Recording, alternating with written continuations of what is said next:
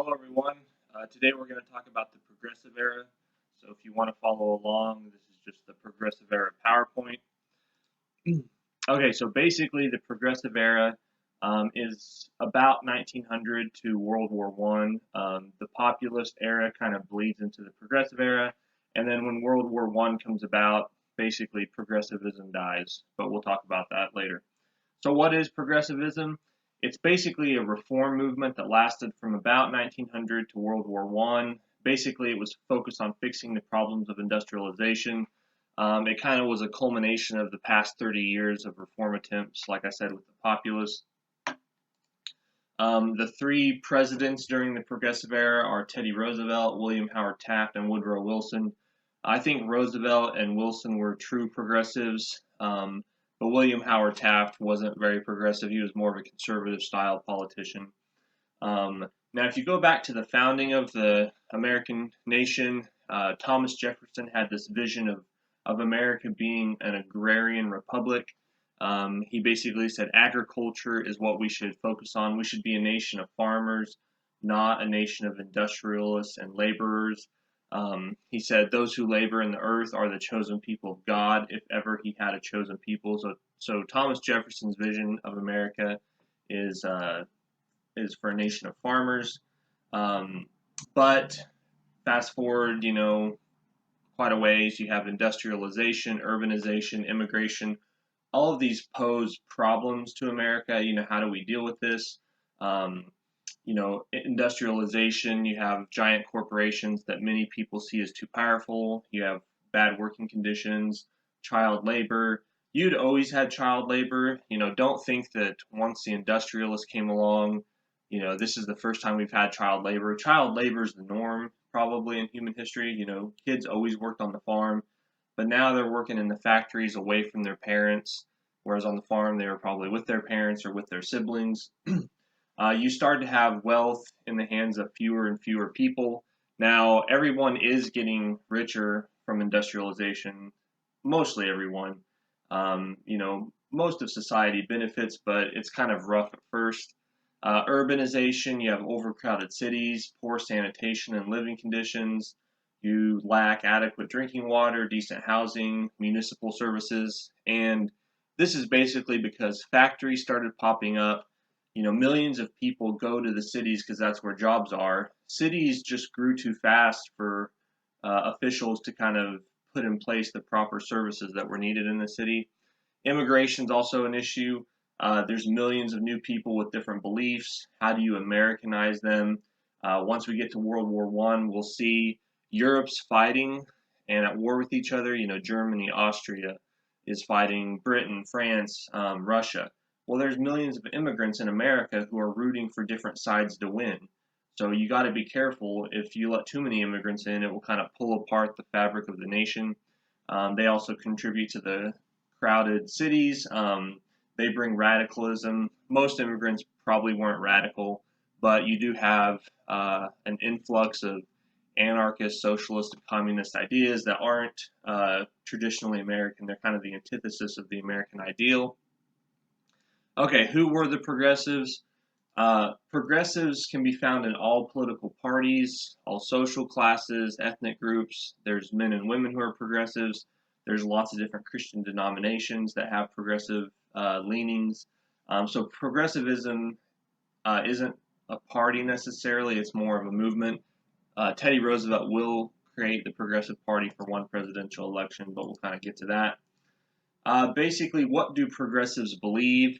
They accept that industrialization is here, but they're outraged at the inequalities it produces. They have a faith in progress and science, and they believe in government intervention. So progressives are big pushers of government intervention. Progressives claim to speak for the little guy, but in a lot of cases, to solve problems, progressives rely more and more on experts in the bureaucracy to organize society, and that often crushes the little guy. And if you think of today, here's kind of the legacy of progressivism, one of them. Let's say Congress passes a law. Let's say the law is this high in the amount of pages it takes to pass. The amount of regulations that the bureaucracy will put in place to implement that law will be a stack, 100 times higher. So a lot of the laws that we follow today aren't even laws, they're just regulations by bureaucracies. So, in a way, today, Congress doesn't actually pass most of the things we have to follow. Um, Bureaucracies pass them as regulations, and that's not the way America was set up. I don't think the founders envisioned us following a bureaucracy or going to jail, or getting fined if we don't follow the regulations of a bureaucracy. They would have said Congress has a job to do that, but in a way, Congress has kind of given that responsibility over to bureaucracies. So that's kind of one way progressivism has hurt the little guy. Um, so it's kind of a trade-off. There's some things that progressives do that are good, that most Americans agree with. There's some things that they do that are bad that a lot of Americans, don't like. So basically, industrialization, urbanization, immigration cause new social and political problems, and we need to bring about reforms to fix this. Some progressives also want to take big business down a notch. They think too much power in the hands of business has caused some of these problems. Some want to focus on making government more honest. Government is pretty dishonest, especially I would say local government or state government because you have so many political machines. So they want to fix that. Jane Addams, she was one of the most ardent progressive reformers, uh, one of the most famous progressive reformers. She said, if the street is not cleaned by the city authorities, no amount of private sweeping will keep the tenement from grime. If the garbage is not properly collected and destroyed, a tenement house mother may see her children sicken and die of diseases from which she alone is powerless to shield them. And although her tenderness and devotion are unbounded, she cannot even secure untainted meat for her household unless the meat has been inspected by city officials. So you kind of see this belief among progressives that the old way of doing things was individualistic. If your street is dirty, if there's garbage, the individual is responsible for his own neighborhood. Even back in the day, the late 1700s, 1800s, you would probably grow your own food on the farm, so you didn't have to worry about it being inspected because you knew it was safe because you grew it or your neighbor did who you know. Now, fast forward to industrialization, you'd have no idea where your food's coming from. The cities are so crowded, you can't clean up your part of the neighborhood. So basically, you see the old way of fixing things was individuals fix them, the new way is government has to fix them. So Jane Addams is kind of a good example of a progressive. She had a middle class upbringing, went to a good college, and basically she kind of just felt smothered and sickened by all the advantages she had and decides that she wants to dedicate her life to helping those who suffer. She visits London after college and goes to this place called Toynbee Hall. It's basically a shelter that provides services to the poor, education, childcare, employment, housing, and she decides to bring this back to America. She starts the Whole House in Chicago. It provides services to the poor. Eventually, it grows into 13 some buildings. These settlement houses stop popping up all over the country as more and more reformers start building them. You can kind of see some pictures of these houses. Another kind of big thing that happened was something called the social gospel.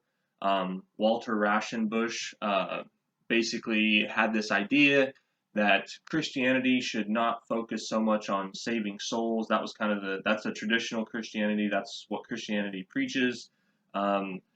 Christianity shouldn't focus on that, but should focus on making the world a better place. And often, these social gospel followers believe that progressive ideas were the best way to kind of fix society. You had a group called muckrakers. They're basically journalists who point out all the problems with society. Lincoln Steffens wrote a series of articles called The Shame of the Cities. There's a link there if you'd like to read it, just talking about how terrible the living conditions are in the city. Jacob Riis writes How the Other Half Lives. I'll show you some of his pictures later. Ida Tarbell wrote The History of Standard Oil, which was basically criticizing John D. Rockefeller's business practices. Basically, these muckrakers only focus on the terrible things going on in society, and Teddy Roosevelt actually coins the term muckraker. There's a really famous book called The Pilgrim's Progress. It's about this character who has to kind of go on this journey to make it to the celestial city. It's kind of a metaphor for the Christian life. But in this book, there's this character who always looks down at the ground, looks down at the filth, and is always raking it up. And you can see I have a picture on slide 19. They never look up to see the good things in life. So basically, Teddy Roosevelt doesn't like these muckrakers, and he's saying, you guys only focus on the negative in society. Put a good story in there once in a while. Probably the most famous muckraker is Upton Sinclair. He was born in Baltimore, Maryland in the 1870s. He went to City College of New York when he was 14 years old. He's a good writer. He writes for Appeal to Reason. It's a newspaper with socialist leanings. He goes to Chicago to work in the meatpacking industry, and his job is to write articles about how bad the working conditions are. So he wants to talk about the plight of the worker. Later on, this book or these articles get published in book form called The Jungle. It did show the harsh working conditions of people, but more importantly, it showed how unsanitary the meat production was. He talks about fingers getting chopped off and going in the meats. He talks about piles of rat feces just being scooped up with the meat. He talks about rusty nails falling in the meat. Just kind of all kinds of disgusting things that you wouldn't want going into your food. Because of his book, the Food and Drug Act and the Meat Inspection Act get passed in 1906. So here's an example of a progressive reform taking place. And to be honest, I don't know if I would label it just progressive. No American, regardless of their political party, wants to eat a can of meat that has a finger in it. So basically, this is something all Americans can agree on. It happened during the progressive era, so basically the progressives get the credit, but all Americans want their food clean, so this isn't just progressives. Upton Sinclair famously said, "I aimed at the public's heart, and by accident I hit it in the stomach." So nobody cared about the bad working conditions. When people read The Jungle, they don't say, "Oh man, those workers really get hurt on the job a lot. They have poor conditions. They're unsafe." No, they didn't worry about that. They worried about how terrible the food was, and that's kind of what everyone focuses on. Many progressive leaders are women. I told you how during the populist era, a lot of populist leaders are women. Well, that's also true of the progressives. Here's just a few. Florence Kelley, she was an early advocate for the Settlement House. She becomes the head of the National Consumers League. She forms a National Child Labor Committee. She lobbies the federal government to stop child labor. She does have some success. In Mueller v. Oregon, the state upholds an Oregon state law limiting the workday for women to 10 hours a day. The Keating-Owens Act of 1916, it banned the sale of interstate goods produced in factories that employed children as laborers. Later on, the Supreme Court ruled it unconstitutional. Remember how I said the Supreme Court tends to support property rights and individual rights? The Supreme Court would say, a family gets to decide whether or not their children work, not the state. So you can't ban the children from doing something the parents would support. And a lot of kids have to go to work to kind of help provide for their families. An important kind of progressive lawyer or legal mind is Louis Brandeis. He presents a brief to the Supreme Court in the Mueller case. He changes tactics, and this is what the progressives do a lot. They don't really focus on the Constitution. They more focus on whether or not something is good or bad for society in their mind. So example, talking about how long women should be able to work on the job. He doesn't say, anything about the Constitution. He says, here's social scientific evidence and here's statistics that show that working long hours is bad for women, bad for society. Well, the point of the Constitution is, a law. You don't look at whether it's good or bad for society. You look at whether it's constitutional. There's lots of laws that are probably bad for society or good for society, and that's not how you judge them. You judge them on whether they're constitutional or not. That's a judge's job. That's what the whole legal system is supposed to be about. he kind of changes tactics. The Supreme Court says the two sexes differ in structure of the body, in the functions to be performed by each, in the amount of physical strength. This difference justifies legislation to compensate for some of the burdens which rest upon her. So some people in the Supreme Court agreed with Brandeis. Florence Kelley, she convinces Illinois to outlaw child labor. She gets Illinois to provide public assistance to the mother with dependent children. She gets a minimum wage law passed. And you can basically see on slide 32 all of these reforms, getting children out of the workforce. You can see how it really works. Around 1900, there's a sharp decline in the amount of children working in factories, and a lot of them start going to school. Women's suffrage is also a big movement in the progressive movement. They advocate for the right to vote. Some women decide to get kind of rowdy with their tactics. Let's protest publicly, let's hold rallies. Women can vote in some states, so like out west in Wyoming, Colorado, women can vote. They just want the nationwide vote. Probably the most famous suffragette is Carrie Chapman Catt. She studied law, was a female superintendent at a school. She runs the National American Women's Suffrage Association. She lobbies Congress to get the vote nationwide. She works to pass referendums at the state level. She wants to recruit wealthy and well-educated women to kind of speak in the communities. She also focuses on lower class women, women of all races. So she kind of has a all of the above approach. Alice Paul is kind of seen as a more radical suffragette. She was a social activist. She has a PhD from the University of Pennsylvania. She ran the National Women's Party. She doesn't like this state-by-state approach. She wants an amendment to the Constitution, so it's a nationwide effort. She was involved in protests. She picketed the White House during World War I. She argued, how can you fight for democracy in Europe when you deny it to women at home? She gets arrested. She goes on hunger strike. She's force-fed by the authorities. Kind of seen as a troublemaker by Wilson. Wilson doesn't like these tactics, but they end up working, and women do get the right to vote.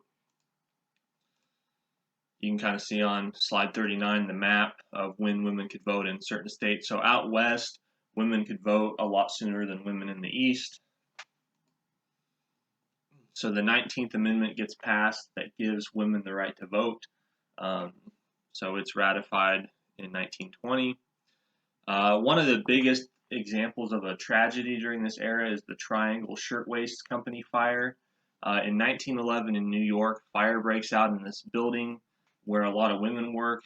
The doors had been locked because the managers of the building would lock the doors because they didn't want employees sneaking shirts or textiles out. So it's kind of this measure to protect against theft. Women get trapped up on the top floors of the building.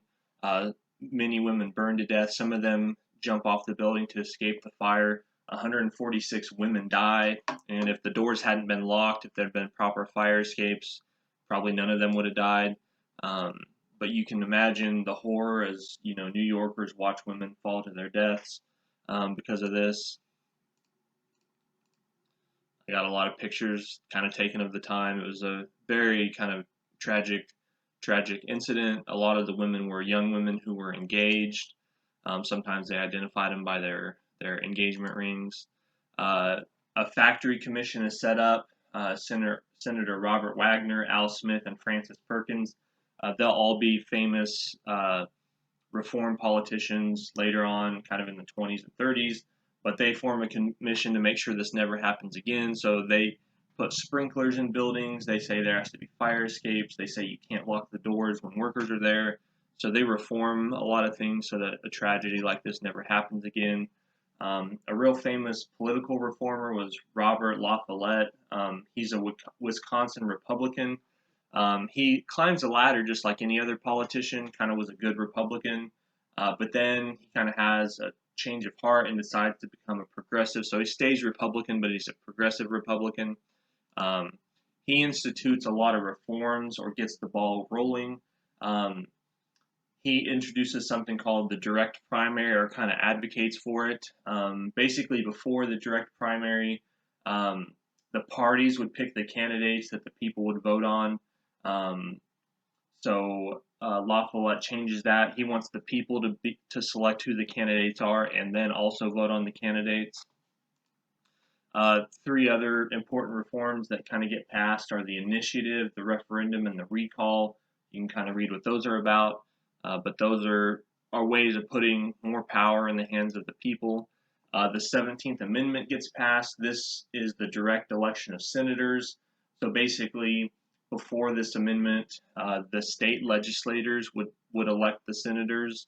So the people did not get to vote for the senators. But after this, the 17th Amendment, people directly vote for their senator. Another big issue during the progressive era is kind of the struggle for civil rights for blacks.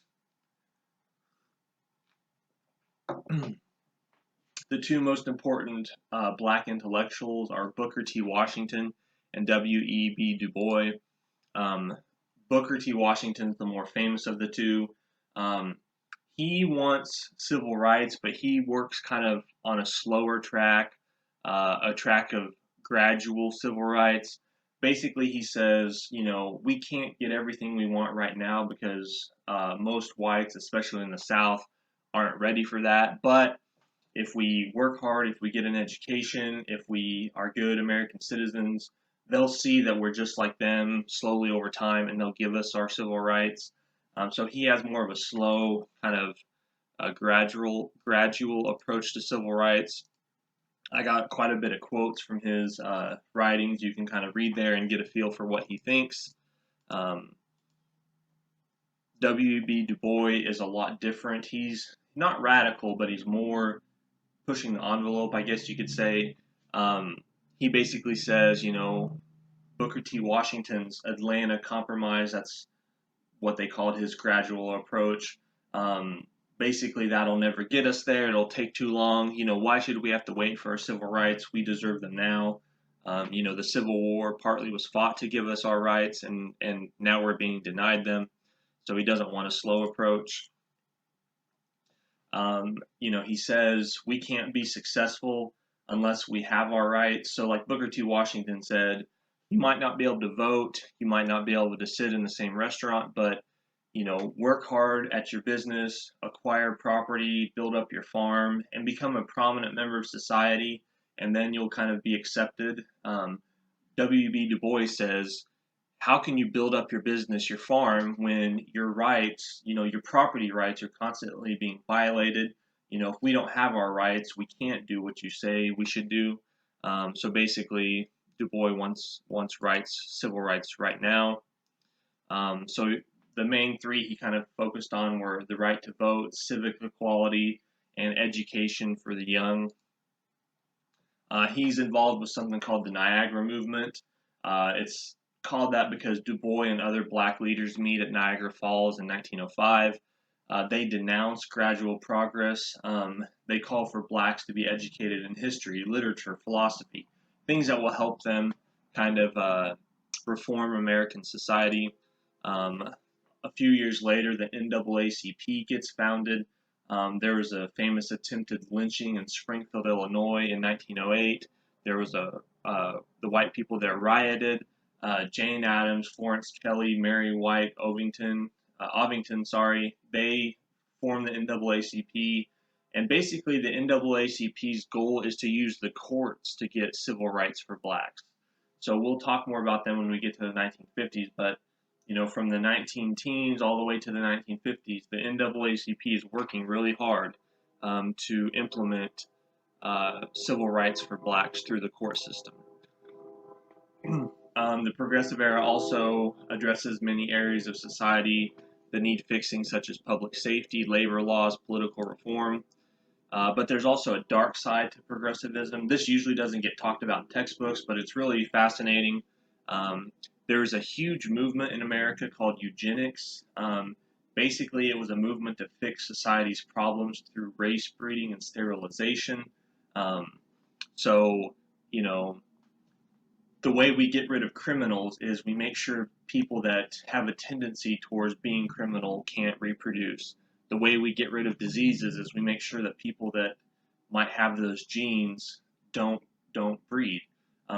Basically, it was taking the idea of, if you raise cattle or sheep or pigs, anything on the farm, you kind of look for the best set to breed together so you can have the best calf or the best lamb. That's what eugenicists did. Is they said we should only let the best people breed, um, and then we'll fix society's problems. So it's kind of a dark scientific approach to these problems. Um, Tens of thousands of Americans are sterilized against their will. A state law will rule that they are unfit to reproduce or feeble-minded. That's kind of a catch-all term in some of these laws, feeble-minded. If you don't just look right, if you seem a little off or you're a little slow, that's justification to sterilize you. And this does happen to tens of thousands of people. Woodrow Wilson, he's going to be president during the progressive era. He's kind of the poster boy, I guess you could say, for progressivism as far as in the political realm.